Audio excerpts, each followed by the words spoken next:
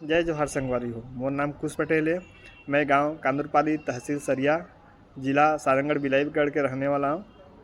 पिछले 22 अप्रैल 2025 के आतंकवादी मन पहलगाम में 26 जा पर्यटक मन ला मार दे रहिन। ओकर बदला ले बर हमार भारतीय सेना 7 मई 2025 के ऑपरेशन सिंदूर नाम के एक ऑपरेशन लॉन्च करिस, जोन कि पाकिस्तान ऑक्युपाइड जम्मू कश्मीर में 21 जोन आतंकवादी लॉन्च पैड है ओमे के 9 ठला तबाह कर दिन। और हमार भारतीय सेना के जाबाज योद्धा मन और हमार वायुसेना के योद्धा मन भारतीय सीमा में रहते हुए पाकिस्तान के जितना आतंकवादी लॉन्च पैड है वो सब ला तबाह करिन, बिना एलओसी ला पार करे। ये ऑपरेशन सिंदूर पर हमन भारतीय सेना ला हमेशा धन्यवाद देबो। और भारतीय सेना हमेशा तत्पर खड़े है सीमा प्रहरी के रूप में हमार जीवन के रक्षा करे बर।